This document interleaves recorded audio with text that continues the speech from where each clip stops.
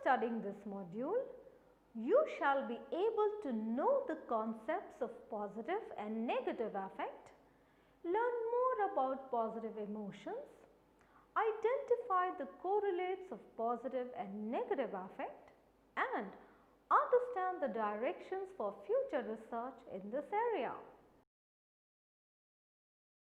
In the early psychological literature, negative emotions were largely discussed, while positive emotional states were relatively ignored. This can be attributed to the fact that negative emotions have an obvious survival value.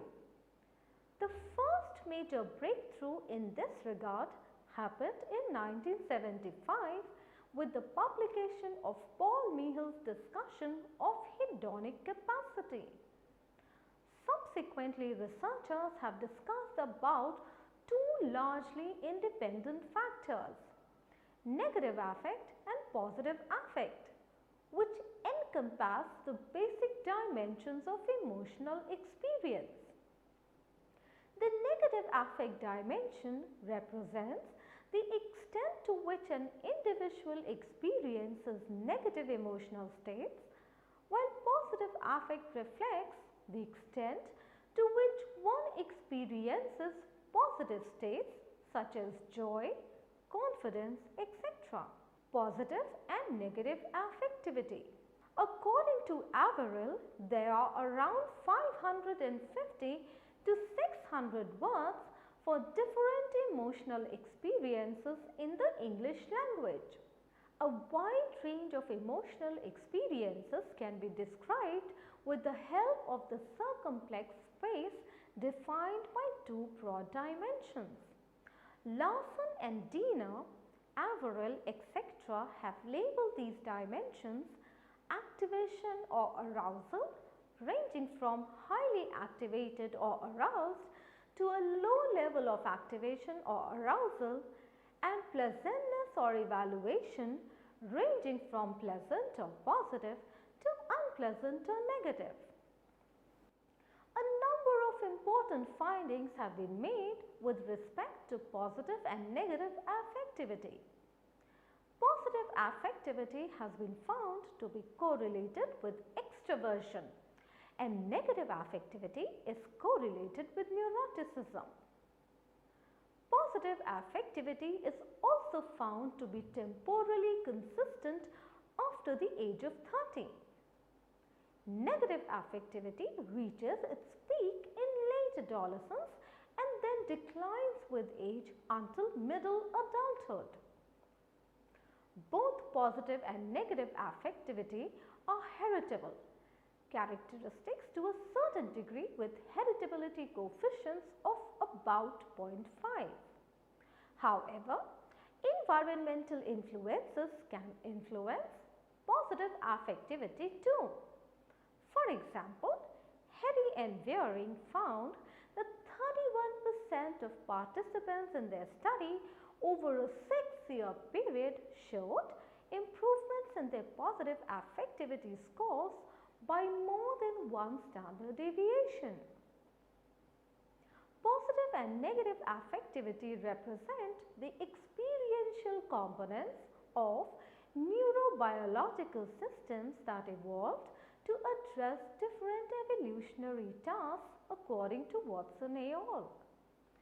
Positive affectivity is also associated with regular physical activity, adequate sleep, regular socializing with close friends, and striving for valued goals. Positive affectivity. Individuals high on positive affectivity experience frequent and intense episodes of pleasurable mood. Usually, they are cheerful, enthusiastic, energetic, and confident. In contrast, persons low in positive affectivity report very low levels of happiness, excitement, and confidence. Whereas negative affect is a component of the withdrawal-oriented behavioral inhibition, which prevents behaviors that might lead to undesirable consequences, Positive affect is a component of the approach-oriented behavioral facilitation system which directs organisms towards situations and experiences that may yield pleasure and reward. This system is adaptive since it helps in obtaining resources, thereby facilitating survival. Happy people tend to report high positive affectivity and low negative affectivity. Negative affectivity is very strongly related to neuroticism. Overall correlation 0.58, but more modestly correlated with other traits. The general positive affect scale is most strongly linked, that is correlation of 0.49 with extraversion according to Watson et al. Diener and Diener showed that most people describe themselves as experiencing at least moderate levels of positive emotionality. Major life events exert a significant influence on well-being only in the short term, and eventually people adapt to them and gradually move back to the pre-existing baseline or set point according to many researchers. Thus, it can be said that we may be fated to remain on a hedonic treadmill. Causes and correlates of positive affectivity. Many studies have been done to identify the factors affecting positive affectivity. Some of these are genetic evidence. Positive affectivity is strongly heritable. Most of the data in this regard are based on measures of extraversion. Heritability estimates for extraversion derived from twin studies generally fall in the 0.40 to 0.60 range with a median value of approximately 0.50 according to Clark and Watson. Demographic and environmental correlates. Many researchers have examined how various demographic variables such as age, gender, marital status and socio-economic status are related to individual differences in happiness and affectivity. It is clear from the findings of these studies that objective demographic factors are relatively weak predictors of happiness and positive affectivity.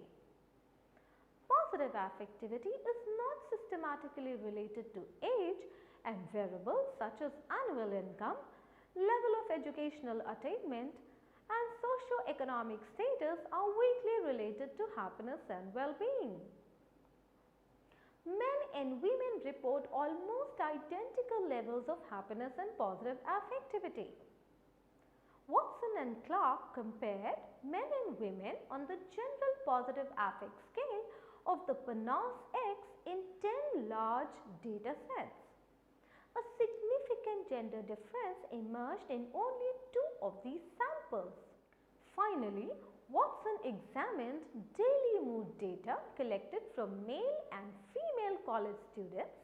Each respondent completed the general positive affect scale of the PANAS X on a daily basis for a minimum of 30 days.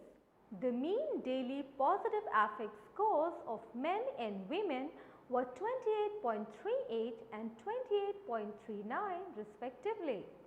Hence, it can be seen that men and women do not differ in their level of positive affectivity.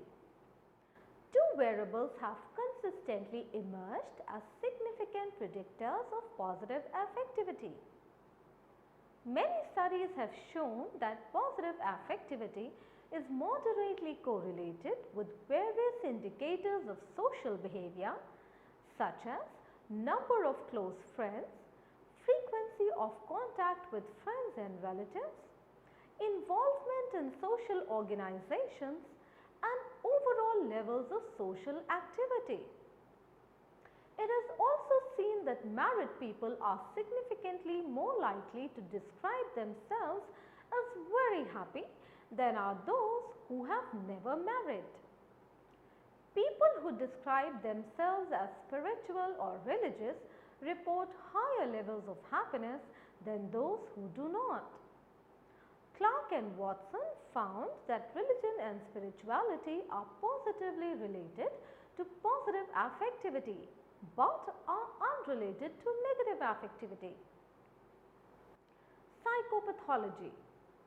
Low levels of positive affectivity have been found to be associated with a number of clinical syndromes such as social phobia, agoraphobia, post-traumatic stress disorder, schizophrenia, and substance disorders.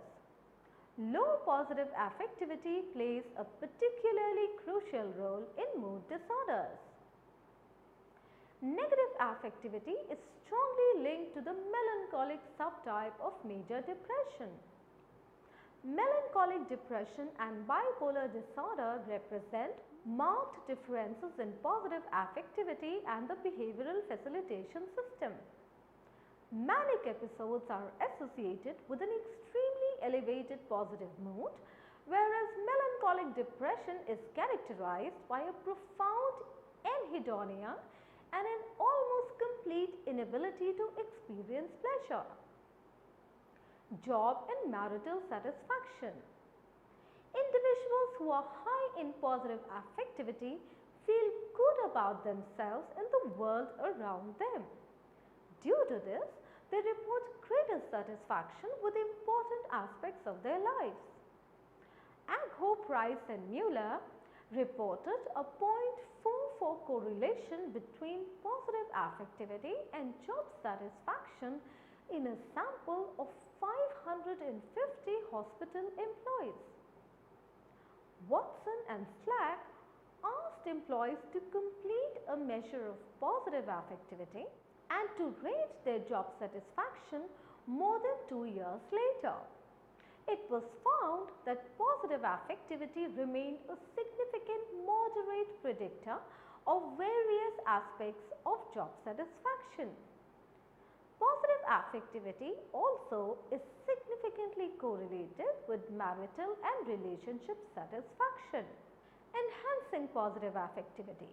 Given that positive affectivity leads to so many positive outcomes, it becomes an important goal to achieve. The question is, can positive affectivity be enhanced or improved? Indeed, people do show significant evidence of significant change in their lives. For instance, long-term stability coefficients in older adults generally fall in the 0.60 to 0.80 range. Thus, change is possible. 3 general principles that emerge from research in this area are: studies of short-term mood indicate that positive affect is more related to action than to thought, and therefore, high levels of positive mood are most likely when a person is actively engaged with the environment and pleasurable activities. 2 broad classes of activity are more conducive to elevated positive mood: socializing and interpersonal behavior, and exercise and physical activity. Contemporary researchers emphasize that it is the process of striving after goals rather than goal attainment which is crucial for happiness and positive affectivity. Mihaly stated that the best moments usually occur when a person's body or mind is stretched to its limits in a voluntary effort to accomplish something difficult and worthwhile. Finally, attempts at change would be more successful if they are based on an understanding of our mood systems. This can be achieved by monitoring our moods and becoming more sensitive to our internal rhythms. For instance, sleep researchers have shown that a substantial percentage of the population is seriously sleep deprived. And since adequate amounts of sleep are essential to maintaining alertness, This leads to low levels of positive affect in many individuals. Positive emotions. Seligman, in his book Authentic Happiness, classifies positive emotions into three categories. Those associated with the past, that is, satisfaction, contentment, fulfillment, pride, and serenity. And then the past and the future, such as optimism, hope, confidence, faith, and trust. Two classes of positive emotions are concerned with the present: momentary pleasures and more enduring gratifications. The pleasures include both bodily pleasures, coming through the senses, feelings that come from sex, beautiful perfumes, delicious flavors, etc., and higher pleasures coming from more complex activities that include feelings such as glee, comfort, and ecstasy. Gratifications involve states of absorption that result from engagement in activities which involve using our unique signature strengths. The overall balance of people's positive and negative emotions has been shown to contribute to their subjective well-being. Positive emotions have received little empirical attention since traditionally the focus was more on psychological problems and their remedies. Another reason could be that there is a habit among emotion theorists of creating general models of emotion which typically focus on negative emotions with positive emotions added later. Positive emotions are often confused with related affective states. The distinction among positive emotions, sensory pleasure, and positive mood have often been blurred.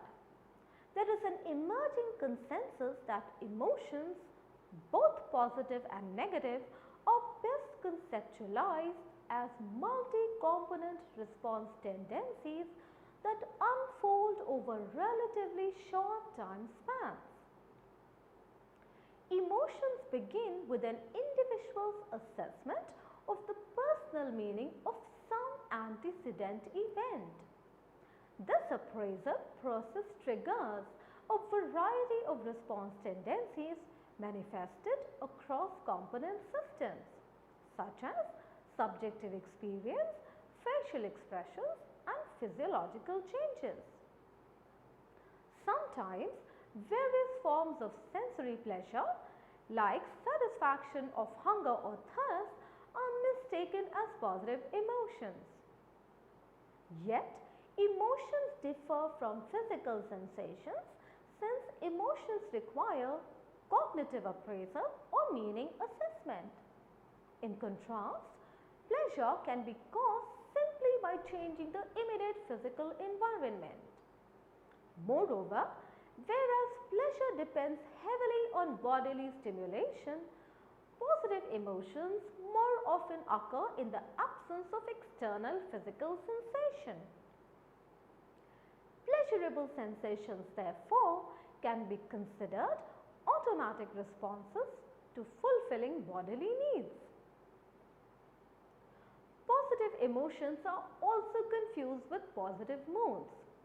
Yet, emotions differ from moods in that emotions are about some personally meaningful circumstance and are typically short-lived and occupy the foreground of consciousness. In contrast, moods are typically free-floating or objectless, are more long-lasting and occupy the background of consciousness. Functions of positive emotions. The function of all positive emotions has been identified mostly as facilitating approach behaviors. Experiences of positive emotions motivate individuals to engage with their environments and undertake activities which facilitate adaptation and survival. The broaden and build theory of positive emotions. According to Fredrickson, positive emotions appear to broaden people's momentary thought-action repertoires and build their enduring personal resources. Positive emotions have a complementary effect. They broaden people's momentary thought-action repertoires, which widens the array of the thoughts and actions. Due to this, creative urges are manifested in social and physical behavior as well as in intellectual and artistic behavior. A positive emotion creates the urge to explore, take in new information and experiences and expand the self in the process.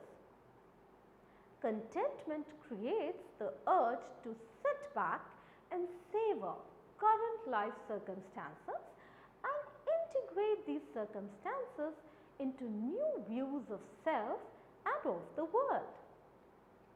Love creates recurring cycles of urges to play with, explore and savor out loved ones.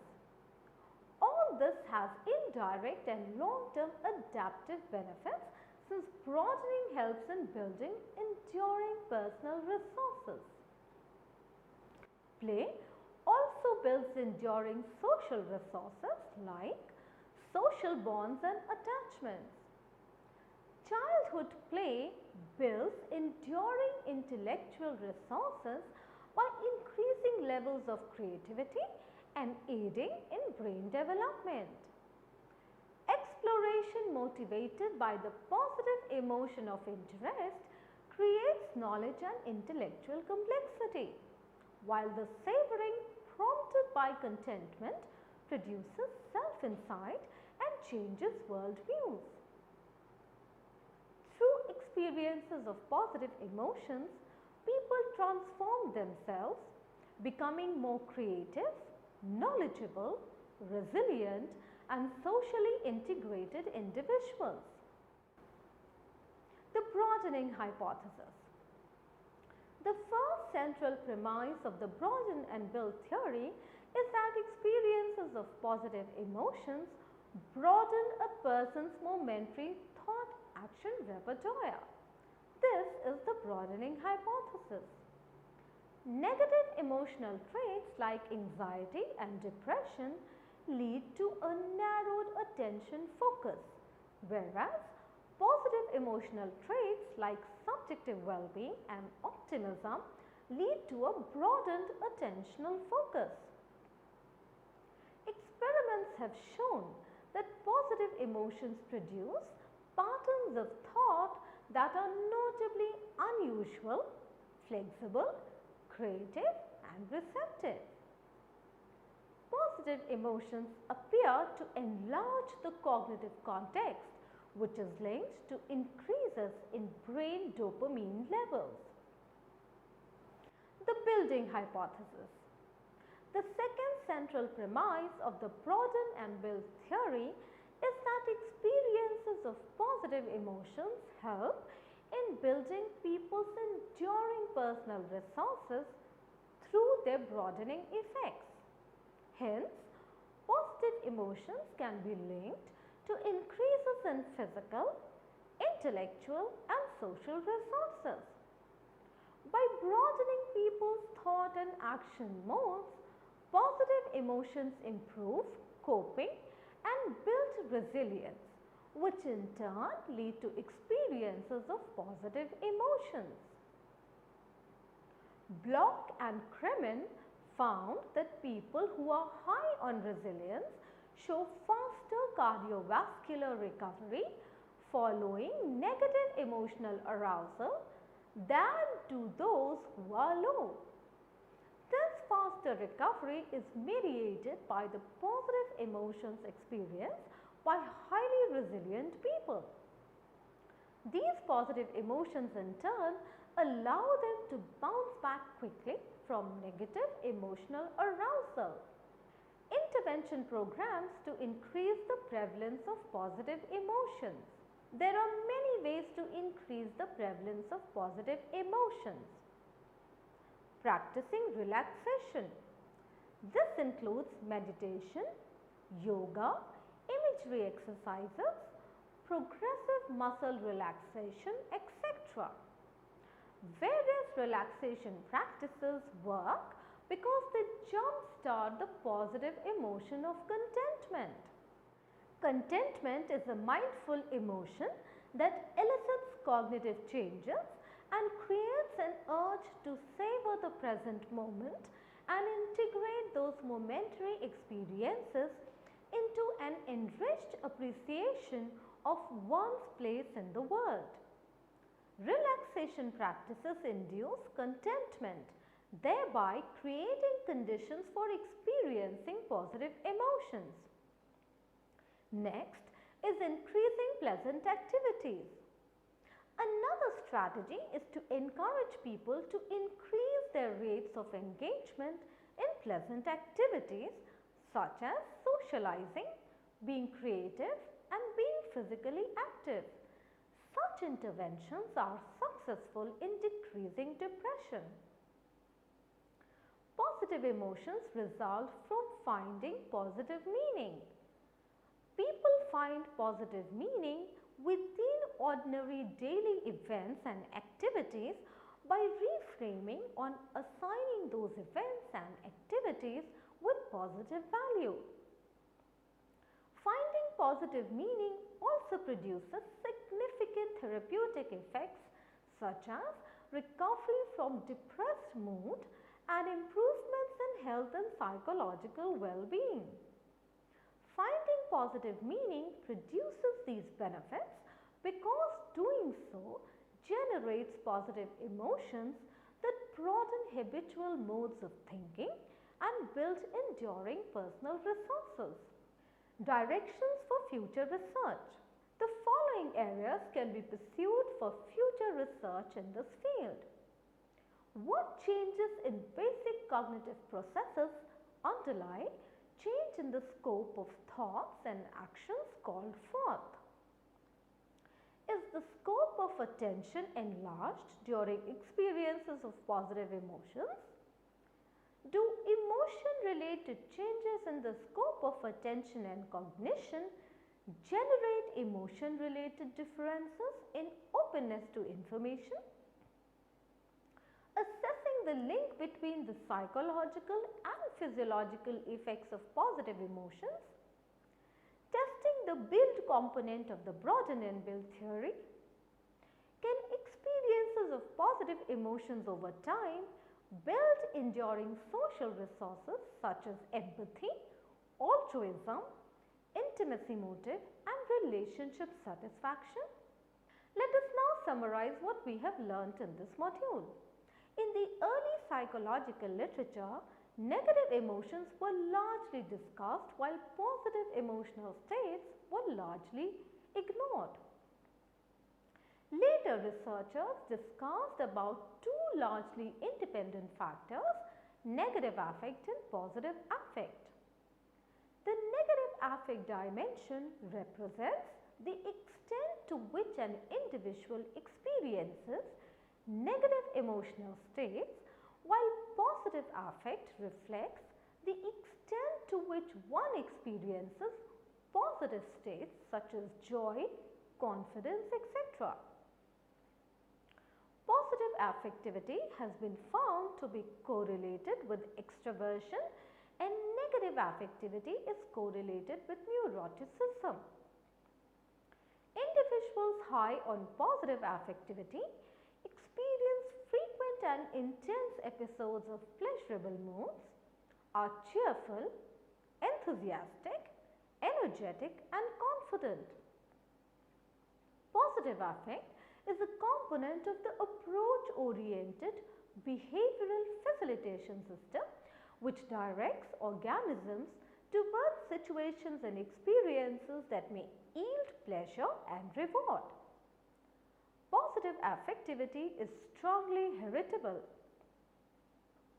Positive affectivity is not systematically related to age and variables such as annual income, level of educational attainment, and socio-economic status.